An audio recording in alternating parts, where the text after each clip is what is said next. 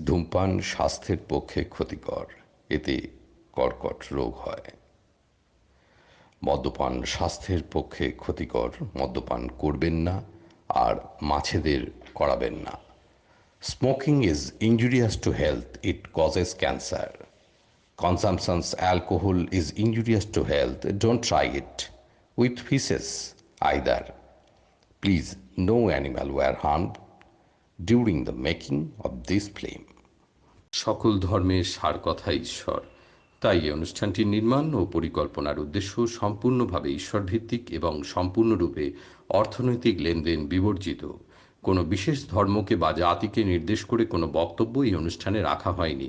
একমাত্র মানুষের জীবন চর্চা ও জীবনচর্যাকে সঠিক দিশায় নির্দেশ করার জন্যই প্রামাণ্য গ্রন্থের সাহায্য নিয়ে অনুষ্ঠানটিকে নির্মাণ করা হয়েছে। অনুষ্ঠানের সকল বক্তব্যই মানুষের উদ্দেশ্যে সমর্পিত। অনুষ্ঠানটিতে কোনো রাজনৈতিক ও সামাজিক অথবা ব্যক্তিক চরিত্রকে আঘাত করা হয়নি। অনিচ্ছাকৃতভাবে কেউ ক্ষুণ্ণ হলে চ্যানেল কর্তৃপক্ষ আন্তরিকভাবে ক্ষমাপ্রার্থী।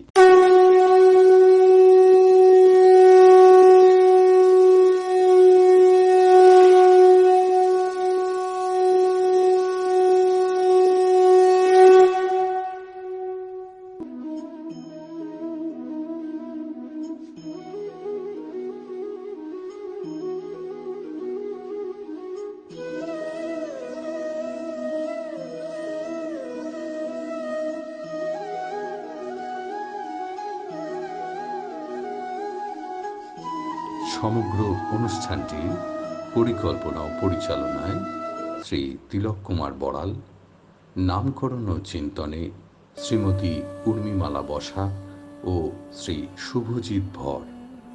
সমগ্র অনুষ্ঠানটির সঞ্চালনায় দেবাশিস মিশ্র। শ্রোতা বন্ধুরা, এখন শুনবেন অমৃত বাণী। ওম নমো ভগবতে বাসুদেবায়। নমস্কার শ্রোতা বন্ধুরা, আপনারা অনুষ্ঠান শুনছেন ডিএম রেডিও চিনসুরা থেকে। আর প্রতিদিনের মতোই আপনাদের বন্ধু আমি দেবাশিস মিশ্র অমৃত লোকের আসরে আপনাদের সকলকে জানাই স্বাগতম। আশা করব শ্রোতা বন্ধুরা আপনারা সকলে কুশলে আছেন, ভালো আছেন। ঈশ্বরের আশীর্বাদে আপনারা সকলে কুশলে থাকুন, ভালো থাকুন, সুস্থ থাকুন, আর অবশ্যই অন্যকে ভালো রাখতে সচেষ্ট হন। শ্রোতা বন্ধুরা, আপনারা গত কয়েক পর্বে অমৃতবাণীতে শুনছেন স্বামী বিবেকানন্দের কিছু বাণীর কথা। আসুন শ্রোতা বন্ধুরা, আমরা প্রবিষ্ট হই অমৃতবাণীতে। স্বামীজি বলছেন, আমাদের প্রয়োজন শক্তি, শক্তি, কেবল শক্তি।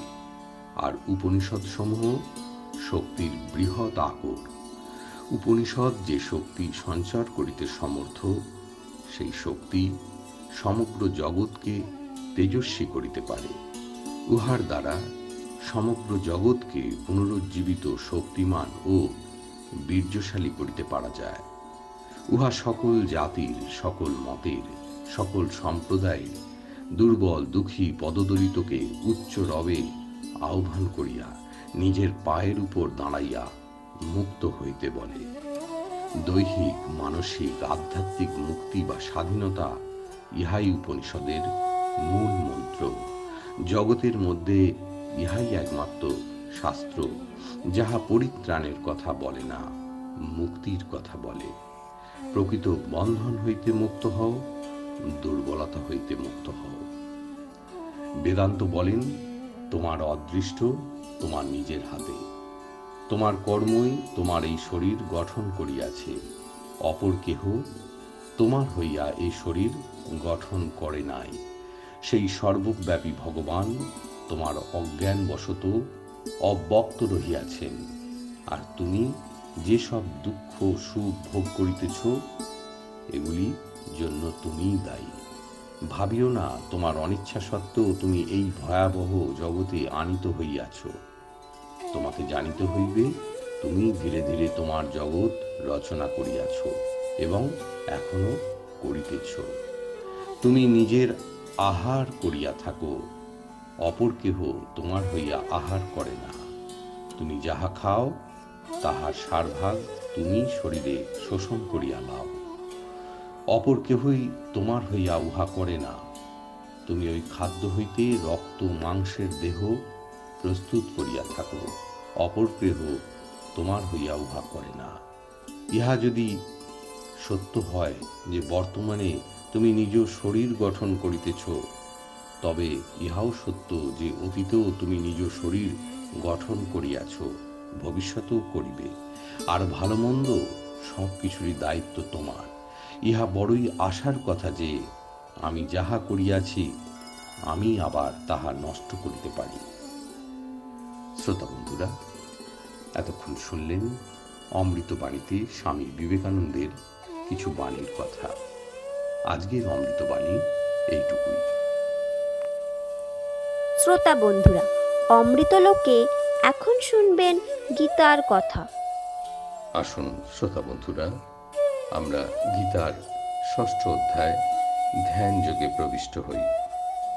শ্রোতা বন্ধুরা, গত পর্বে আপনারা শুনেছেন ভগবান বলছেন, যোগারূঢ়স্য তস্যৈব সম কারণমুচ্যতে। যিনি যোগের পথে আরোহণ করতে ইচ্ছুক হয়ে কর্ম করছিলেন, তিনি যোগারূঢ় হয়ে কর্ম প্রশমন বা কর্মবিরতি তাকেই আশ্রয় করেন। কিন্তু আগে বুঝতে হবে যে কোন অবস্থায় আমি আছি। যোগে যদি আরোহণ করতে ইচ্ছুক হই, তাহলে বিপুলভাবে আমাকে কর্ম করতে হবে। কোন কর্ম? না, ওই যজ্ঞার্থ কর্ম। সেই যজ্ঞার্থ কর্ম করে করে আমাকে এগিয়ে যেতে হবে। তারপর যখন যোগারূঢ় হব, তখন কর্ম থেকে আমার বিরতি। তখনই শান্তির অবকাশ আসবে। এক অবস্থায় কর্ম উন্নতির বা অগ্রগতির কারণ, আর এক অবস্থায় কর্মবিরামী সিদ্ধির হেতু। তাই সেই অবস্থার বিশদ বর্ণনা করেছেন, যাতে সেটাকে অভ্রান্তভাবে চেনা যায়, জানা যায় যে আমি যোগী হয়েছি কিনা, যুক্ত হয়েছি কিনা, যোগারূঢ় হয়েছি কিনা। সমস্ত 6ষ্ঠ অধ্যায়ে কেবল তারই লক্ষণ শুনিয়েছেন ভগবান। যোগারূঢ়ের বা যুক্তের প্রধান লক্ষণ হল সমত্ব। তাই তিনি বলেছেন, জ্ঞান ও বিজ্ঞান তৃপ্তাত্মা কূটস্থ বিজিতেন্দ্রিয় যুক্ত ইতুচ্যতে যোগী সম লোষ্টাস্ম কাঞ্চনা।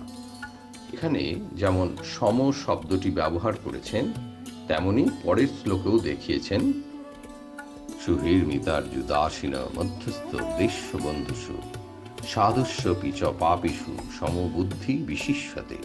এই বৈষম্য ক্রমশ তিরোহিত হয়ে যাচ্ছে আমার চিত্ত থেকে, মন থেকে। বৈষম্য কেন ঘটে বা তা কে সৃষ্টি করে, ভগবান তা পরিষ্কার করে এখানে দেখিয়ে দিয়েছেন। তা হলো এই রাগ দেশ।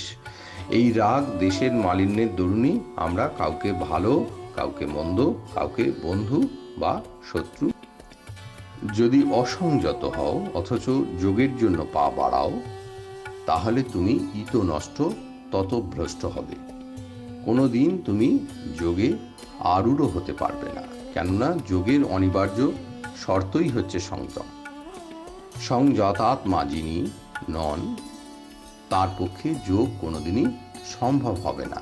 এই যোগ অনুষ্ঠানের যেমন একটি মূল স্তম্ভ হলো সংযম, তেমনি দ্বিতীয় আরও একটি জিনিস অপরিহার্য রূপে প্রয়োজন, তা হলো যজ্ঞের অনুষ্ঠান না করি, যজ্ঞের দ্বারা আমি নিজেকে পরিশুদ্ধ না করি, তাহলে যোগে প্রবিষ্ট হবার অধিকারই আমার আসে না।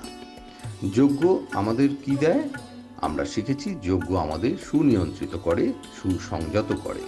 তাই ভগবান পরিষ্কার অভ্রান্ত ভাষায় বলছেন, অসংযতাত্মনা যোগ দুষ্প্রাপ ইতি মে মতি। যদি অসংযত হও অথচ যোগের জন্য পা বাড়াও, তাহলে তুমি ইত নষ্ট তত ভ্রষ্ট হবে। কোনোদিন তুমি যোগে আরূঢ় হতে পারবে না, কেননা যোগের অনিবার্য শর্তই হচ্ছে সংযম। সংযতাত্মা যিনি নন, তার পক্ষে যোগ কোনোদিনই সম্ভব হবে না।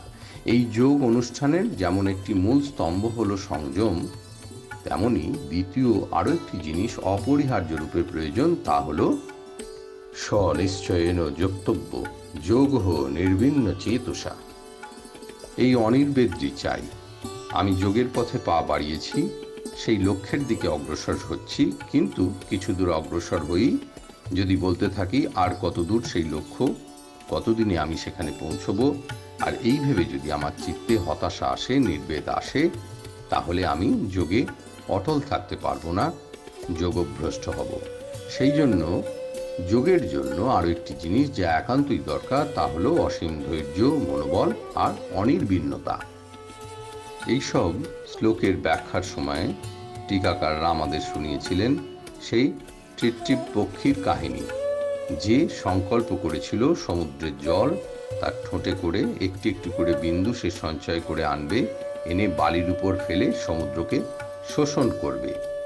এই যেমন একান্ত অসম্ভব ব্যাপার মনে হয়, এই যেমন আমাদের কাছে উপহাসপদ মনে হয় যে বাতুলের প্রয়াস, ঠিক তেমনইভাবে সেই বাতুলের মতোই যে মেতে উঠেছে এবং তার ফলে কর্মপ্রয়াসে যার এসেছে অদম্য উৎসাহ, সে কোনোদিন কিছুতেই নিরুৎসাহ হবে না, সেই সমুদ্রকে শোষণ করবেই, আজই হোক, কালই হোক, আর অনন্তকালেই হোক।